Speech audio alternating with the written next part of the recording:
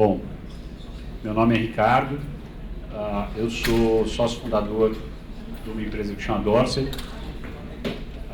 e a gente tem como pauta hoje falar de criação de valor, captação de recursos e contar um pouquinho de alguns cases que a gente tem de atividades diversas nossas.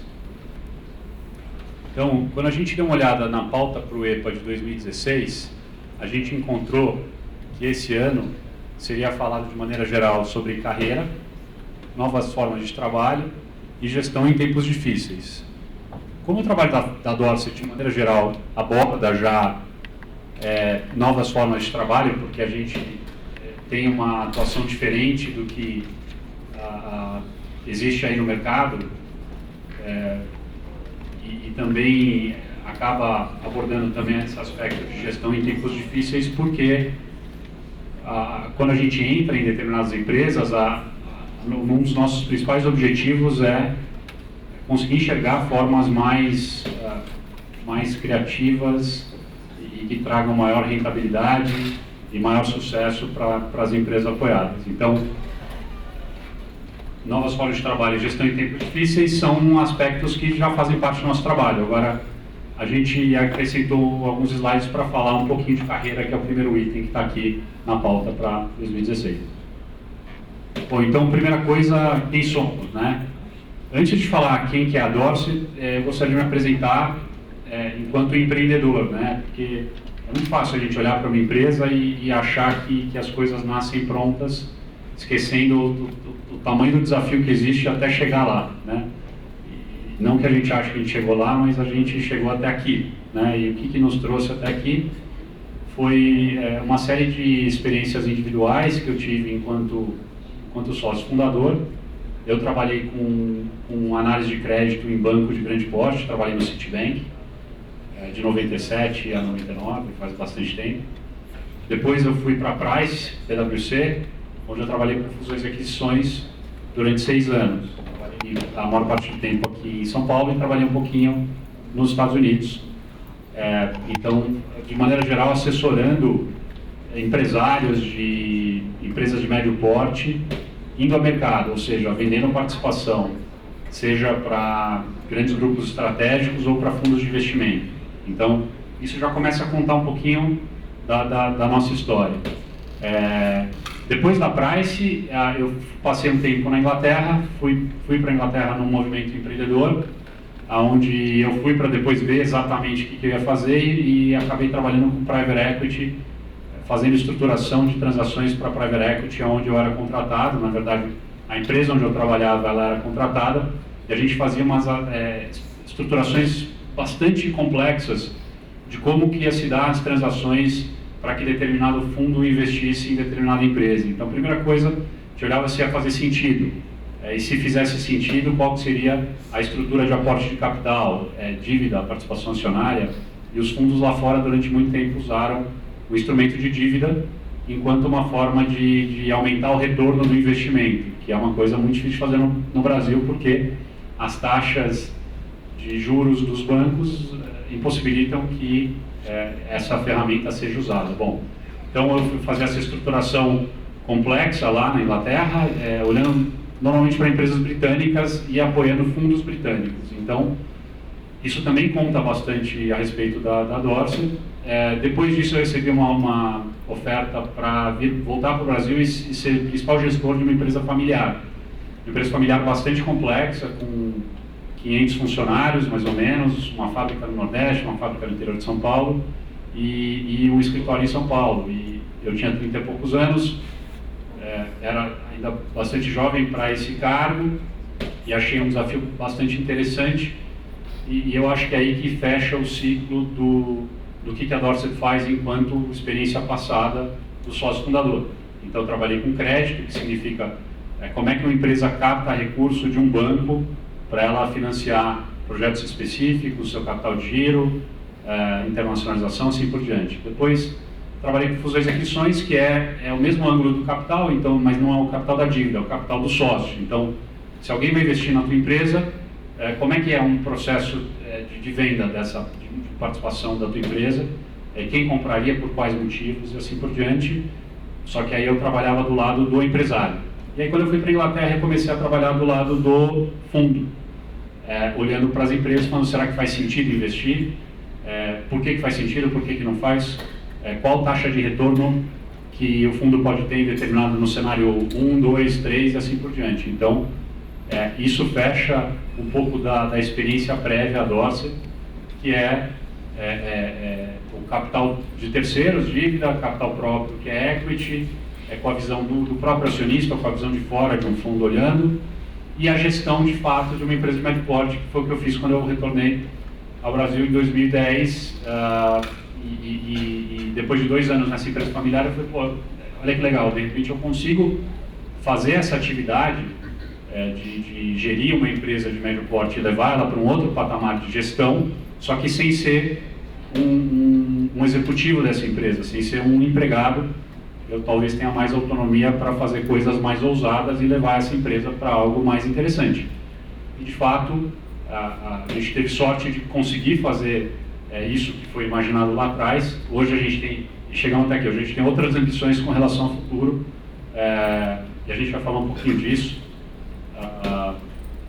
Então, falando um pouquinho da Dorsey, né? O que ela é? Uma empresa de participações e criação de valor conectada às melhores práticas de governança e soluções de capital, né? Então, empresa de participações, nosso principal objetivo é ter participação acionária em outras empresas, em empresas de outras pessoas, né? A gente não faz só isso, mas isso é o nosso maior objetivo enquanto empresa.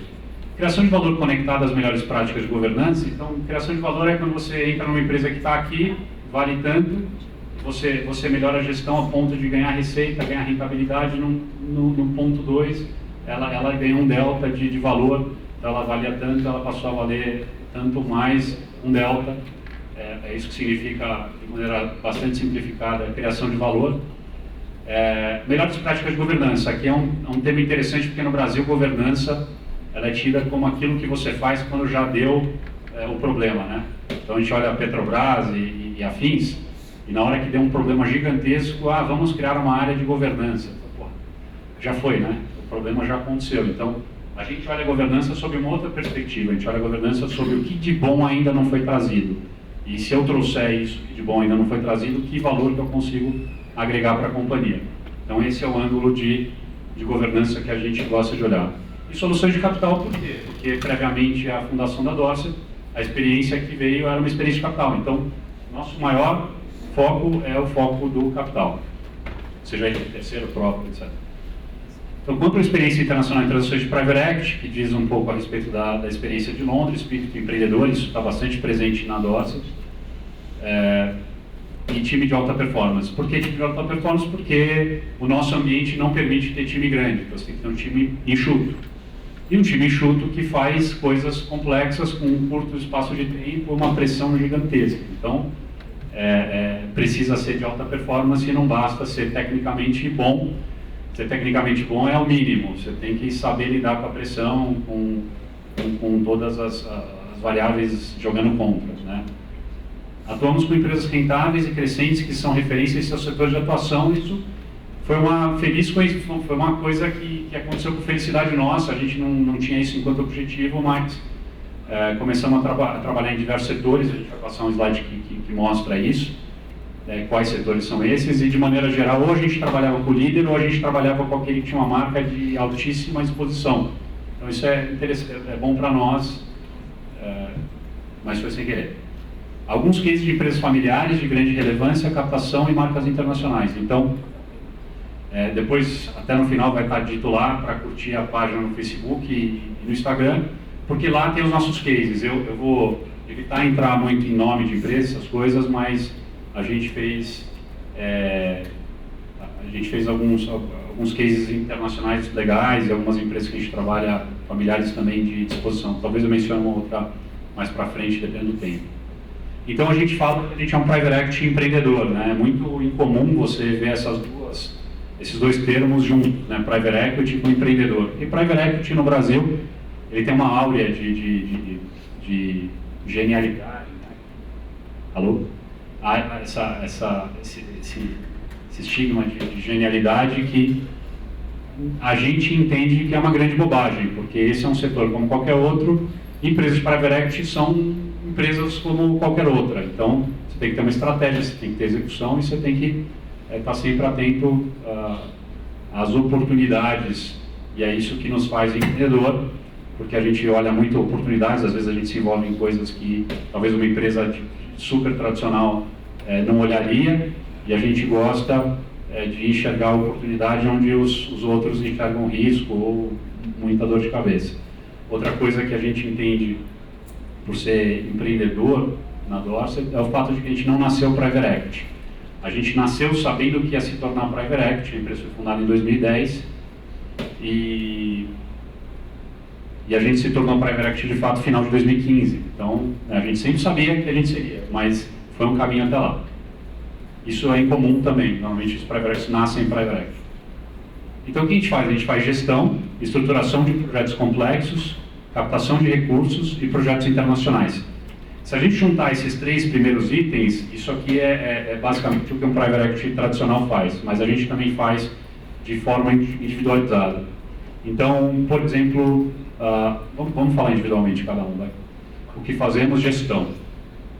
Então, a atividade de gestão de criação de valor. A gente apoia empresários nas decisões complexas do dia a dia.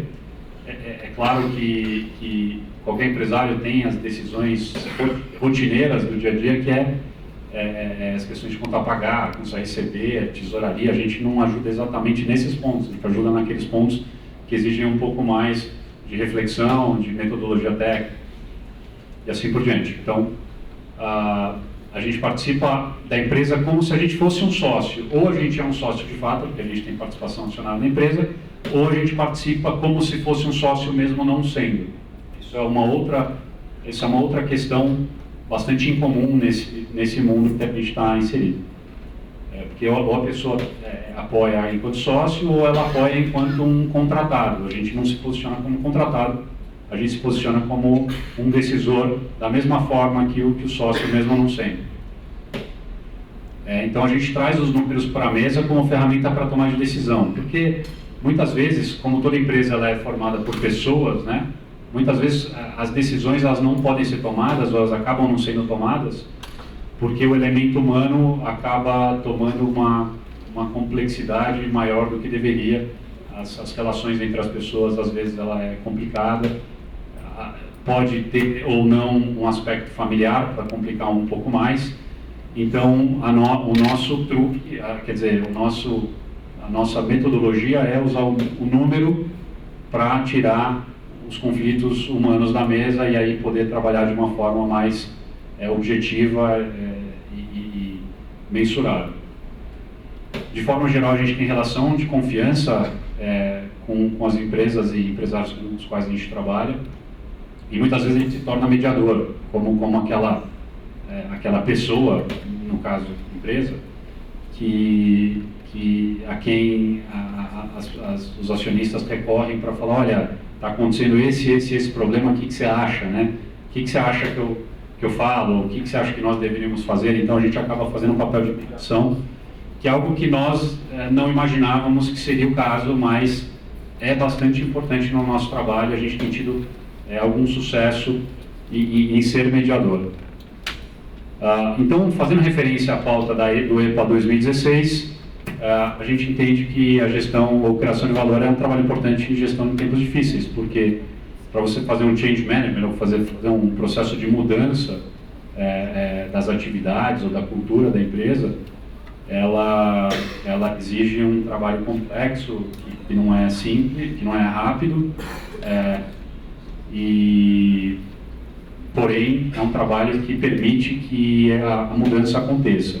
Não somente sob a perspectiva objetiva de mudar o que precisa ser mudado, mas de criar um ambiente que permita a mudança. Então existe uma questão de trazer uma energia, e essa energia, esse ambiente acaba permitindo que a mudança seja algo mais suave. Falar de energia parece uma bobagem, mas não é, porque se você não tem um ambiente propício à mudança, você pode trazer a metodologia que for, você dificilmente vai conseguir mudar, porque ou vai continuar tendo conflito, ou as pessoas não vão estar alinhadas e assim por diante. Então, alguns cases, né? Então, por exemplo, uma primeira geração não passando totalmente as atividades para a segunda geração. Então, imagine uma família que tem um fundador ou mais de um fundador e de repente um filho assume a empresa e existe diferentes visões de cada um destes grupos. Então, o pessoal da primeira geração tem uma visão bastante tradicional da empresa, entende por que ela foi formada, a importância da cultura da empresa, qual foi o contexto da criação da empresa, que são questões fundamentais. Mas, por outro lado, a segunda geração traz inovação para a empresa, traz ideias novas, buscam gestores mais conectados com a realidade atual. E apesar dessas coisas serem complementadas, muitas vezes isso entra em choque, o que é até uma contradição, mas existe um choque de gerações e de cultura. A gente já teve um caso similar com esse, de pessoas excelentes e que estavam extremamente interessados em se conectar, mas ainda assim essa questão do conflito de geração não é algo intencional, acaba acontecendo e é bastante comum, né? Todo mundo tem algum exemplo, conhece algum caso, né? Então a gente, nesse case, a gente trabalhou números que pertencessem a todos. Então a gente sentou com todo mundo, sentou individualmente com cada um, falou: o que você gostaria de ver? Gostaria de ver isso, mas aquilo é bobagem. Então, vamos trazer o que você gostaria. A gente vai também sentar com as outras pessoas e vai então compor algo que tenha tudo o que todos gostariam de ver. Então a gente passou a criar um ambiente em que todos se sentiam confortáveis de que estavam sendo considerados a partir de uma perspectiva de mudança. E isso acabou trazendo um ambiente propício para a mudança, que é a questão da energia que a gente estava falando. Falta de informações suficientes para a tomada de decisões. Qualidade dos controles, qualificação dos profissionais e coaching. Então, esse caso é de uma empresa que tinha uma operação fantástica do ponto de vista de mercado, do ponto de vista de market share, mas eles não tinham acesso às informações da própria empresa. Então, todo mês era apresentado um relatório que não significava praticamente nada, porque era pro forma. Ninguém sabia de onde vinha, ninguém tinha confiança nos números, e ainda assim a reunião acontecia todo mês. É incrível. E a gente chegou nesse momento em que eles falaram: nos ajuda a criar um controle que seja efetivo da empresa e que nós acreditemos nele e que a gente possa tomar alguma decisão com base nele. E foi isso que a gente fez. A gente fez isso há 3 anos atrás e a gente ainda está apoiando essa empresa. E o salto de qualidade da empresa, a partir do momento que ela começou a entender os seus próprios números, foi bastante grande. A questão de qualificação dos profissionais, então, no caso dessa empresa, tinha uma série de profissionais, só que alguns deles estavam em posições que não eram o perfil exato, quer dizer, a pessoa não tinha o perfil que encaixasse exatamente com o que a vaga pedia, porque muitas vezes você tem uma pessoa que ela é boa no que ela faz, e você vai lá e promove ela, e fala assim: essa pessoa é uma boa técnica, e você promove para gestor. E às vezes a pessoa que é boa para ser técnico é boa para ser gestor, porque ser gestor é uma coisa completamente diferente de ser técnico. E as empresas acabam, até por gratidão a determinados empregados, a colocar pessoas em situações complexas para elas próprias. Às vezes cria até um problema para aquele funcionário, porque a partir do momento que ele está ali, ele está num lugar que não deveria estar. Então a gente, aonde a gente passa de maneira geral, a gente tenta entender esse encaixe. Do ponto de vista a pessoa deveria estar onde ela vai conseguir resolver aquilo que precisa ser resolvido, e quando a gente entende que a pessoa ela tem o perfil adequado, mas ela precisa se desenvolver, a gente apoia com um coaching, que é um coaching, na verdade, bastante técnico, né? De um pouco de ajudar a ensinar as coisas que a gente viu em outros lugares, não que a gente tenha a resposta de tudo, mas a gente vê muitos setores e a gente trabalha muito com controles, a gente trabalha muito com processo de tomada de decisão, a gente acaba trazendo isso para a mesa, e quando existe um perfil adequado, a gente ajuda esses profissionais a elevarem a qualidade do seu trabalho do ponto de vista de gestão. Falta de alinhamento entre sócios e ausência de um executivo que no dia a dia pudesse tocar o negócio. Então, quem trazer qual perfil desse profissional e qual atividades ele vai fazer? Então, aqui é um case. Então, são cases completamente diferentes do ponto de vista do apoio à gestão que a gente faz. Nesse último caso, A empresa chegou num determinado momento onde a visão dos sócios individualmente eram bastante diferentes e havia conflito. Então a Dorset ela foi chamada para a gente sentar junto com essas pessoas e começar a traçar um planejamento que representasse a todos. Isso aqui já começa a dizer um pouco com relação ao como as atividades que a gente executa normalmente vem referendada por alguém que já teve acesso a isso e sabe que é algo que se pode confiar. Então a gente já entrou num ambiente onde a Dorset foi recebida como alguém que pudesse ser confiado, e a partir daí a gente fez um processo de mediação muito grande. Aqui tem um elemento de mediação muito grande, aqui também tem, mas aqui eu diria até mais desde o primeiro dia de trabalho. E a gente inclusive fez em conjunto com os sócios a definição de qual seria o perfil do profissional que deveria vir para ajudar a fazer planejamento dentro. E muitas vezes a falta de alinhamento é porque tem falta de planejamento. Então, cada um começa a ver as coisas de forma bastante individual e você precisa voltar para aquele ponto onde todo mundo senta junto e começa a pensar junto. Resultados da empresa são apurados, mas ficam engavetados nos e-mails dos gestores que não servem de ferramenta para tomar decisão. Aqui é um caso distinto dos anteriores, porque aqui tinha realmente alguém muito bom para a criação de controles. A empresa tinha acesso aos controles dela própria, mas isso era circulado de uma forma que não criava um ambiente para a discussão adequada desses controles. Então, alguém fazia algum cálculo lá, criava uma planilha, jogava isso no e-mail, e todo mundo no final do dia cansado, né? Abria o e-mail e falou, puta, eu não vou olhar isso agora, e ficava ali. Então, a empresa tinha acesso aos números, mas ela não tomava nenhuma decisão a partir dos números, ninguém se conversava a respeito disso. E a gente foi chamado para, então, criar algo, de novo, que representasse a todos e não que fosse feito por um bom controller numa sala fechada, e então passar a criar isso em conjunto com os demais, de forma bastante colaborativa, e que isso fosse então apresentado de forma a todo mundo apontar o que está de acordo, o que estava em desacordo, e aí traçar um planejamento da empresa em conjunto. Esse outro case fala um pouco de gestão também, fala um pouco de um sócio que ficava muito sozinho na gestão e não tinha com quem compartilhar as decisões. Então, esse é um case interessante, porque aqui a Dorset, ela tinha exatamente aquele papel de ser o sócio que a empresa não tem, né? No caso, até existia um sócio, mais de um sócio, mas não havia a troca entre sócios porque um estava fora da operação e o outro está dentro da operação. A Dorset veio para ser aquele sócio que não estava dentro da operação para trocar ideia e para facilitar o processo de tomar de decisão. E aqui é interessante porque aqui a gente tem um outro aspecto humano a respeito das empresas com as quais a gente trabalha, que é o fato de que às vezes a pessoa ela é um bom técnico, ela pode até ser um bom gestor, mas muitas vezes essa pessoa às vezes não tem maturidade para entender que angústia que o sócio está tendo naquele momento. Então ela tende a não se conectar com aquelas angústias porque não são questões objetivas. E já que não é objetiva, ela não consegue entender o que está acontecendo. Então aqui a gente fala que os profissionais ainda não possuem experiência, experiência e maturidade suficiente para entender muitas das angústias do sócio. Falta também alguns elementos técnicos para as questões como questões complexas como a expansão do negócio. Então, além dessa questão de maturidade, que tem a ver com essa empatia dos executivos com o sócio, até mesmo porque é difícil isso, porque às vezes o executivo ele é empregado do sócio, então é uma situação complicada.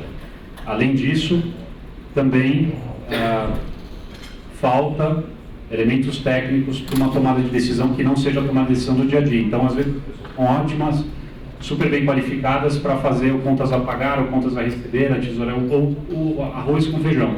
Mas na hora que você fala, legal, onde é que a gente vai estar daqui a 10 anos, muitas vezes os profissionais não estão preparados para esse tipo de discussão. E aí que a gente também acaba entrando, é uma oportunidade para a Dorset estar nas empresas apoiadas. Captação de recursos, né? Então, lembrando, a gente trabalha com gestão, captação de recursos, estruturação de projetos e projetos internacionais. Em captação de recursos, a gente normalmente capta um recurso para uma empresa com a qual a gente atua na gestão. Não necessariamente, mas na grande maior parte. Analisamos o momento da empresa, a qualidade dos números e anseio dos sócios de forma a definir melhores formas de captação. Então, a Dorser não atua como um intermediário, um broker, que vai lá e, me traz um dinheiro, se você trouxer, eu te remunero. A gente não faz isso. O que a gente faz é entender as dores do acionista, entender o contexto da empresa, e se a gente estiver de acordo que a melhor solução é um capital de dívida ou de equity, aí sim a gente vai partir para a busca dessa solução de capital em conjunto com o acionista.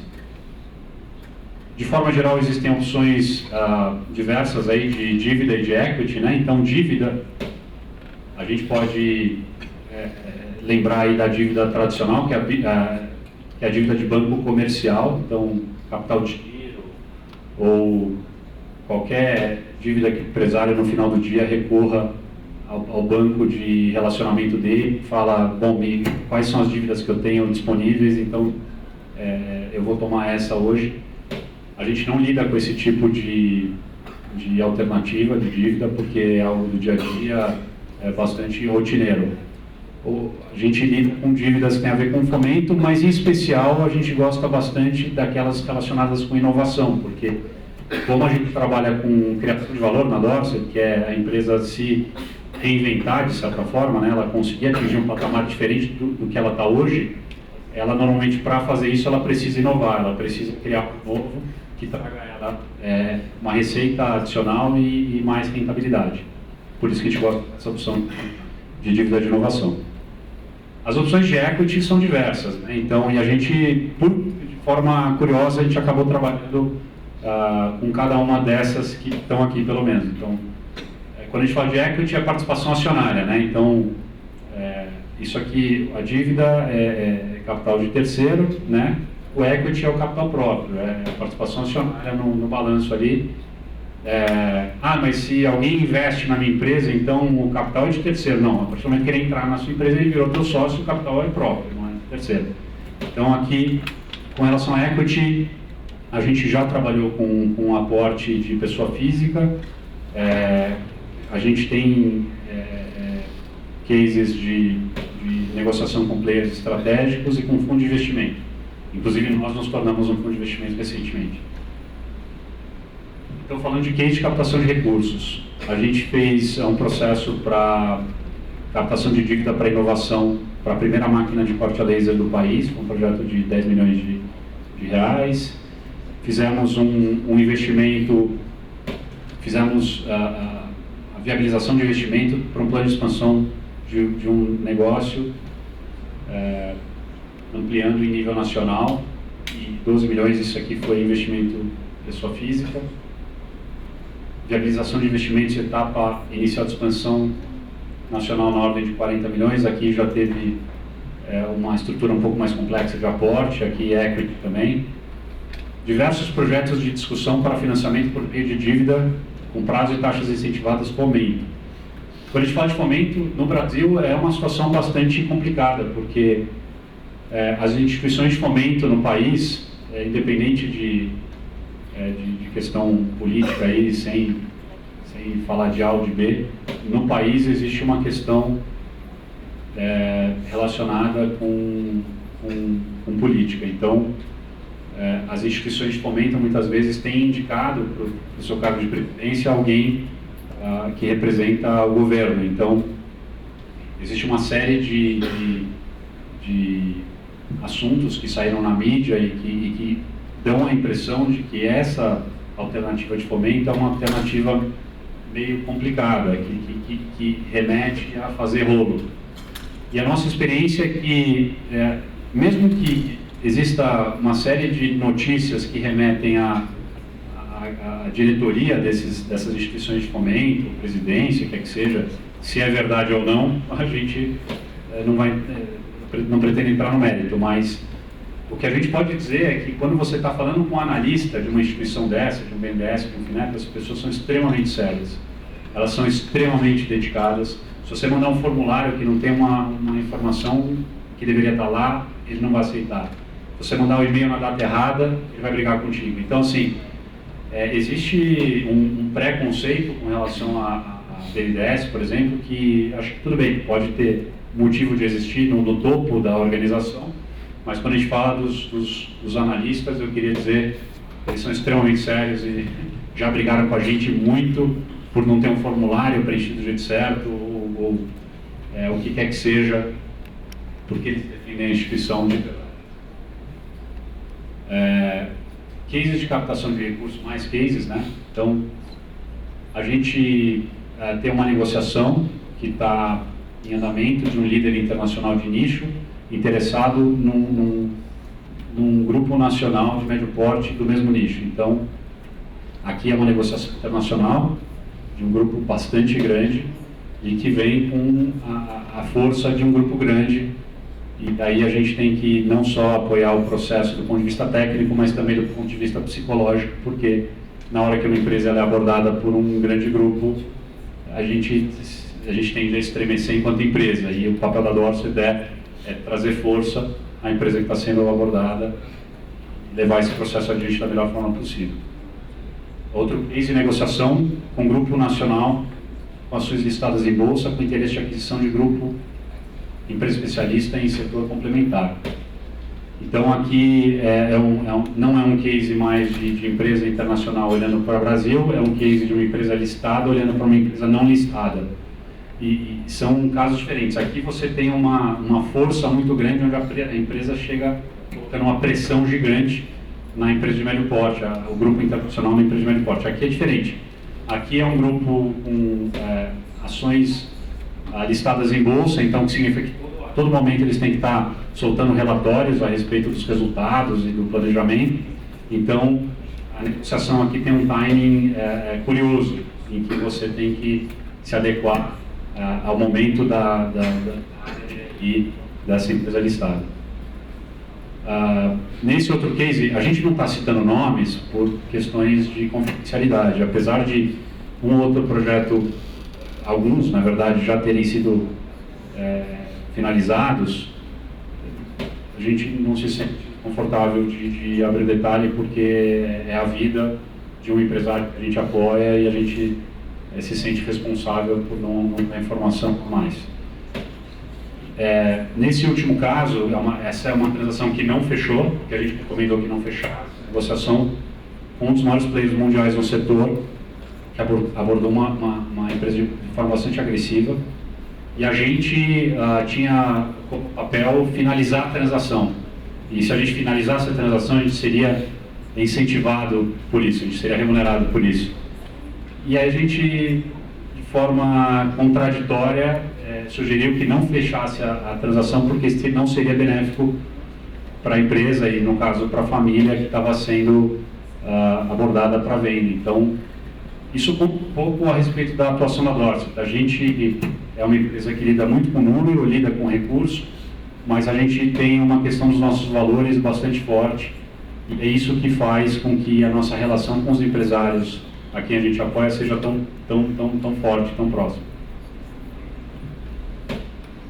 Aqui, falando um pouquinho de estruturação de projetos complexos. Então, falamos de gestão, falamos de captação de recursos. Aqui a gente está falando da estruturação de projetos complexos. A diferença entre gestão e estruturação de projetos complexos é que a estruturação desse tipo de projeto ela tem começo, meio e fim. Obviamente, esse tipo de trabalho remete à experiência pessoal de ter trabalhado fora e ter feito a estruturação para projetos de private equity. Aplicação de conhecimento técnico no desenho de operações futuras. Vai ter uma imagem para mostrar um pouco isso aqui de forma didática.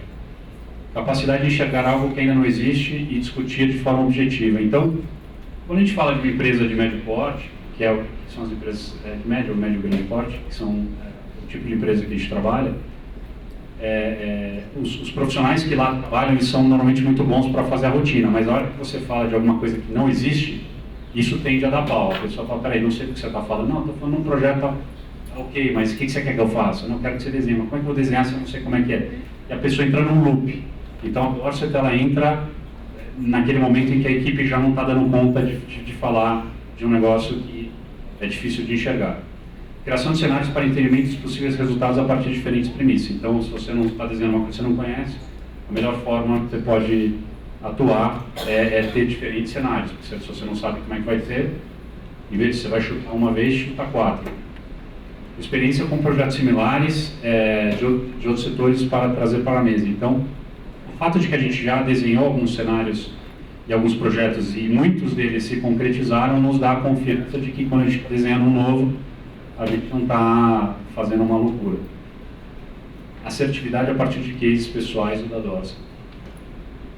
Aqui a gente fala um pouquinho de projetos internacionais, né? Que de certa forma tem a ver com estruturação de projetos complexos. Habilidade em conectar diferentes culturas, então o fato de a gente ter no time experiências internacionais nos dá o conforto de que quando a gente está falando com alguma empresa de grande porte internacional, a gente está falando da melhor forma possível e da forma como essa pessoa gostaria de se relacionar com uma empresa como a Dorsey. Capacidade de desenhar projetos de alta complexidade e criação de cenários abstratos, isso aí tem a ver com a estruturação de projetos, cidade interior. Mediação entre os diferentes participantes de um projeto como este, marco, operadores, técnicos, advogados, contadores, especialistas diversos. Então, só para citando um caso aqui, a gente apoiou a estruturação da entrada do Jamie Oliver no Brasil, cozinheiro inglês, e quando os sócios operadores nacionais do país estavam trazendo a marca, eles precisavam estruturar isso e nos chamaram para fazer essa estruturação e deu certo. Mais recentemente também a gente fez a estruturação em conjunto com os sócios operadores, desde a idealização do projeto de uma marca de fast food que chama Wendy's, que abriu lá na Funchal, vocês devem ter visto, quem pelo menos acompanha esse tipo de projeto. E nesse projeto a gente se tornou sócio desde a idealização. A gente saiu recentemente da sociedade, mas fomos parte do grupo de sócios que trouxeram o projeto para o país e estruturaram. O nosso papel, o papel da Dorsey, foi estruturar em conjunto com a marca internacional e os sócios locais esse projeto que é de alta complexidade. A gente pode participar ou como sócio ou como agentes externos desses projetos internacionais. Citamos 2 casos, um de cada. Bom, então falando a respeito de carreira, a gente queria trazer esse slide de carreira porque a gente sabe que uma vez estando na universidade, ou vocês estão já em algum trabalho, alguma experiência profissional, ou estão refletindo bastante a respeito disso e falando um pouquinho de qual que é o DNA da Dorsey. Então, o DNA da Dorsey é de alta performance, pelo fato de ser equipe muito enxuta e a gente tem que fazer muita coisa, então a gente precisa também ter comunicação total, mesmo estando à distância, né? Isso aqui pode parecer um pouco diferente aqui para quem trabalha numa empresa tradicional, já teve a experiência de trabalhar numa empresa mais tradicional, e a gente tenta se inspirar nos cases de startup dessas empresas que são mais disruptivas. Então, se eu estou no escritório fazendo alguma coisa, eu acho que é importante que toda a equipe saiba o que eu estou fazendo e qual experiência que eu estou tendo. A mesma coisa vale para os meus sócios e para a equipe que trabalha com a gente. Então, esse é um elemento fundamental da cultura da Dorsey. Estrutura mental de forma a entender o que faz e principalmente o que não faz sentido. Então, se a gente está atuando em alta velocidade e está se comunicando bastante, a gente está muito provavelmente em lugares diferentes. E se a gente está em lugares diferentes, a gente pode até estar fazendo o maior esforço do mundo para se comunicar a todo momento. Mas a gente sabe que não necessariamente a comunicação ela consegue acontecer online, real time. Então a gente precisa desenvolver em cada membro da equipe uma estrutura mental do que a gente faria em determinado cenário, como atuar. Para nós é um elemento importantíssimo da nossa cultura. Estabilidade emocional para lidar com os momentos de decisões rápidas. Então, a Dorsey é uma empresa enxuta, pequena, jovem, que trabalha num setor extremamente complexo, competitivo e difícil de atuar. Então, um dos elementos fundamentais para quem hoje está na Dorsey deve ter a capacidade de segurar a onda do ponto de vista emocional e entender que quando algo está errado, ou quando as coisas estão ficando muito rápidas ou muito difíceis, tem que manter o centro e respirar. Em vez de fazer algo no impulso, falar, peraí, vamos pensar, deixa eu pensar o que eu deveria fazer, deixa eu tentar me comunicar, não deu para me comunicar, como é que eu deveria atuar, e tentar pensar ao máximo e colocar a razão acima da emoção. É muito comum que quando a gente tem membros jovens na equipe, a emoção ela começa a passar na frente da razão, isso é normal. Uma das questões fundamentais do nosso DNA é trabalhar a estabilidade emocional versus a ansiedade para resolver. Capacidade de lidar com pessoas. As nossas atividades possuem um ângulo humano muito forte. Então, assim, qual que é o diferencial da Dorsey na nossa visão? E a gente entende que essa é a visão das empresas que trabalham com a gente, senão não estariam com a gente, porque eu acho que a Dorsey não é a empresa mais genial que existe por aí das coisas que a gente faz. Eu acho que o que tem diferencial da Dorsey é o fato de que a gente consegue se colocar nos sapatos dos acionistas, porque já teve no sapato dele. A gente já fez negociações com outras empresas, a gente já representou grupos em processo de fusões e aquisições, a gente já fez estruturação de projetos, então a gente sabe normalmente o que esse cara está sentindo. E ao saber o que ele está sentindo, a gente tende a ter uma atuação muito cuidadosa com ele. E dificilmente alguém que trabalha no nosso setor tem o cuidado, dificilmente alguém que trabalha no setor tem metade do cuidado que a gente tem. E acho que as pessoas devem imaginar que isso é bobagem, ainda bem a gente acha que não. Então a Dorsey tem um elemento humano muito forte, né? Então esse é um perfil bastante incomum, né? Alguém que alta performance, alguém meio acelerado, né? Meio alta performance, mas que mantém a calma, a estabilidade emocional e tem um cuidado humano, né? Então, porque normalmente o cara que é acelerado e que tem alta performance, normalmente ele não é um cara de muito cuidado humano, né? E esse cara tende a botar os pés pelas mãos. Então, só estou trazendo um pouco aqui do perfil que a gente tem. Se tiver algum maluco por aí, por favor, fique à vontade de entrar em contato. Desculpa, aqui está repetido. Então, assim, antes de entrar nos nossos contatos, até vou deixar aqui um minutinho. Então, para quem quiser entrar em contato com a gente ou quem quiser conversar ao final, mas eu ainda vou passar um slide que mostra algumas imagens que refletem bastante as coisas que eu disse a respeito da atividade da Dorsey. Então, lembrando aqui, quem tiver interesse em acompanhar o que a gente está fazendo, o Facebook mostra bem as coisas que a gente está fazendo, Instagram também. Vou deixar aqui enquanto eu pego o outro arquivo.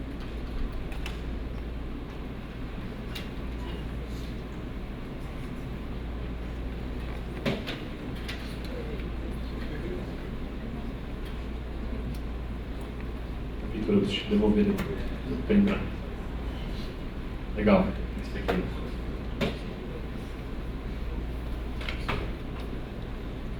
Então essa imagem aqui mostra exatamente onde a gente está, né? A gente está ali na Marginal, logo atrás do WTC, 2 prédios para trás do WTC.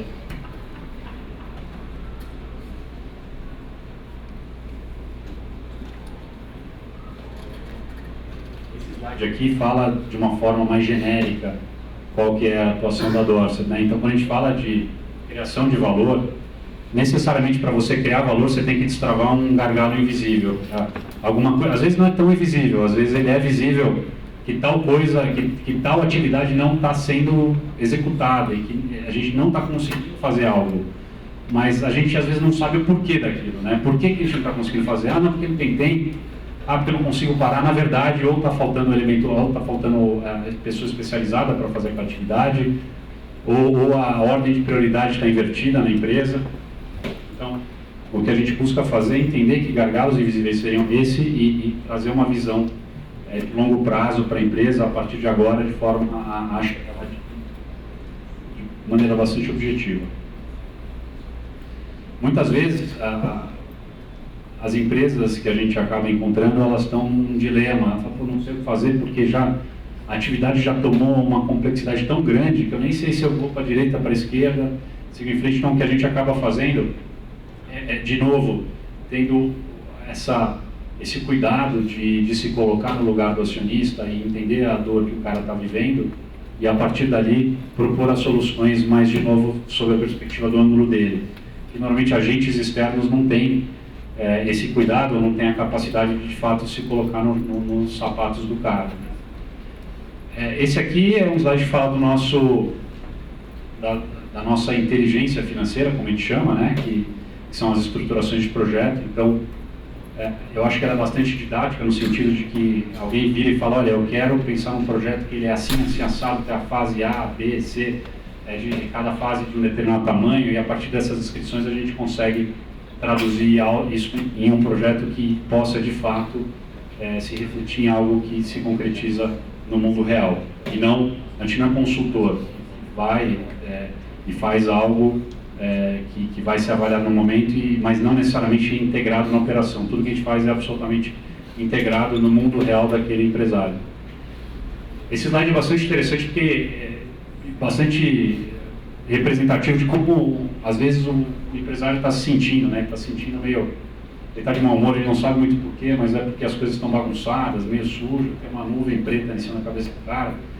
De novo, isso aqui tem a ver com aquela energia, aquele ambiente de mudança que não está ali. Isso aqui não é um ambiente de mudança. E muitas vezes, quando a gente chega na nossa atuação de gestão, a gente chega de forma a trazer uma organização, uma priorização, uma troca de ideias que cria um ambiente propício à mudança, e a partir dali a priorização começa a acontecer, os trabalhos técnicos começam a ajudar a demonstrar qual que é o caminho a ser seguido. Obviamente que a gente não define isso sozinho, a gente define tudo isso em conjunto com o acionista.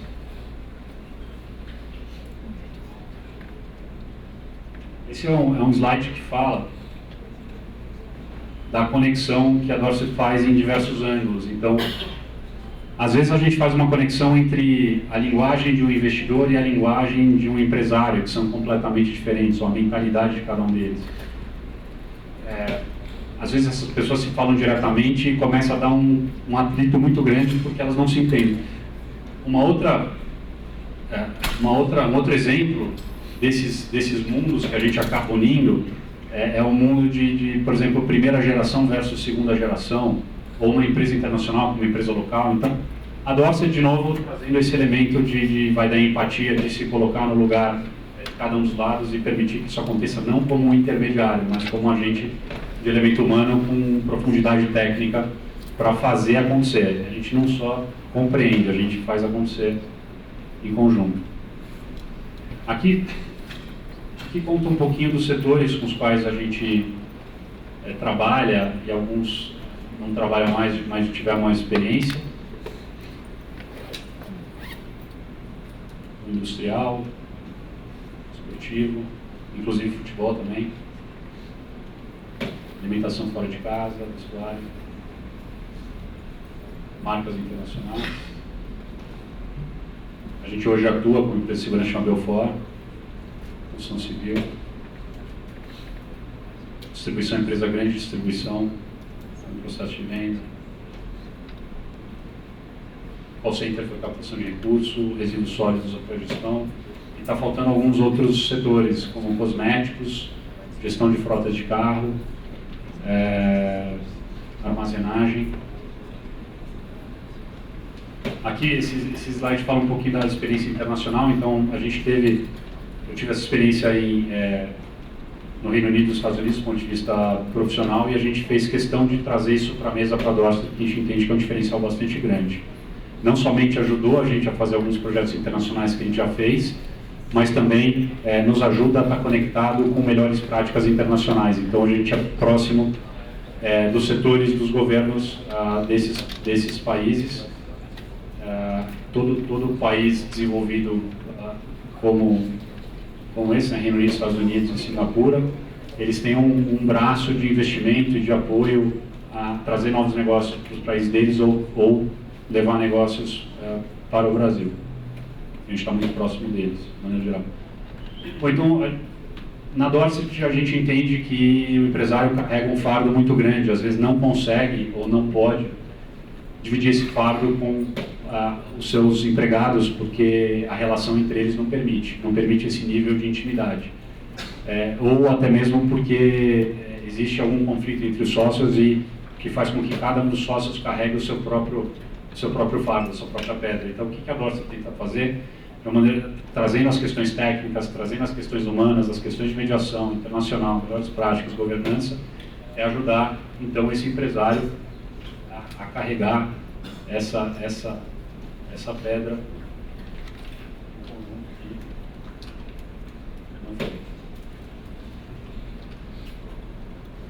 Bom, deu pau no último slide, mas a pedra sai. Tá? Entra mais formiga e a pedra sai. Imagina isso. Tá, então é o que a gente faz. Olha, gente, muito obrigado. Eu espero que tenha sido didático.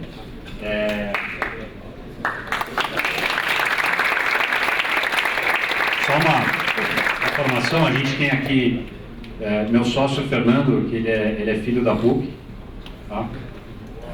E a Vitória, estudante da PUC. Eu não vou ser indelicado. Muito obrigado, pessoal. Obrigado. Queria agradecer o palestrante Ricardo. E legal o certificado, participação do EPA e uma lembrança. Muito obrigado. Obrigado. Ficou alguma dúvida? Alguém tirar alguma dúvida com ele? Por favor, levar o microfone para.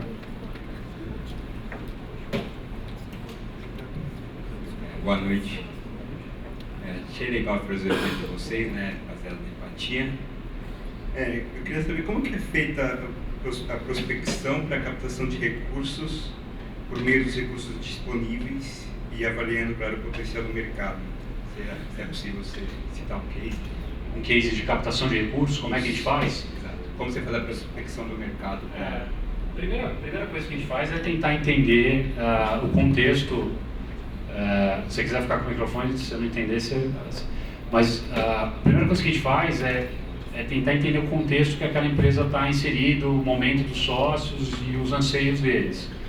Então, se é uma dívida, se é uma necessidade de capital de giro, por exemplo, a gente dificilmente vai buscar um sócio, investidor, um fundo de investimento ou investidores com os quais a gente possa formar um veículo de investimento e investir naquela empresa. Porque capital de giro não é um motivo nobre o suficiente para um investimento de participação acionária. Por outro lado, se esse empresa está buscando fazer uma expansão do processo produtivo dele, pode sim ser interessante você buscar um recurso de fomento. E a partir do recurso de fomento você vai ter uma taxa de carência, vai ter um período de carência, você vai ter uma taxa inferior às praticadas pelos bancos comerciais. Então, depende muito caso a caso. A grande verdade a gente tem uma rede de relacionamento muito forte com investidores individuais, os high net worths, as pessoas físicas com grande nível de liquidez. A gente tem uma rede de relacionamento bastante forte com fundos de investimento, de diversos, aqueles que investem em empresas de médio porte, aqueles que investem em projetos de internacionalização. Então, existe um leque de oportunidade que é tão grande, mas tão grande, em vez de olhar, em vez de falar, eu vou buscar um recurso para isso e sair procurando, é melhor você entender o contexto daquilo e a partir dali já ter os leques trabalhados e tentar buscar a melhor solução. Eu não sei se está respondido. No caso, eu estava querendo mais saber na parte numérica mesmo, assim, como que é feita essa análise. Na parte numérica? Por exemplo, você avalia os recursos disponíveis de acordo com a demanda. Depende. Você consegue avaliar. Depende, porque porque assim, depende, tem empresário que é super instruído e que já fez uma série de cálculos e já sabe quanto que ele precisa para aquele determinado fim. Tem aquele cara que não tem muita profundidade técnica e não tem dentro de casa ninguém que está ajudando ele com a devida habilidade. Então, se a gente está trabalhando com um empresário e a gente está dentro da gestão da empresa do cara, a gente consegue facilmente equalizar as questões dos números. Normalmente quem faz isso é aquele cara aí, o Fernando, meu sócio, tá? Então, fica à vontade para perguntar mais para ele, se quiser. Beleza, obrigado. Valeu. Mais alguma dúvida? Alguém mais quer perguntar? Não? Então tá, obrigado.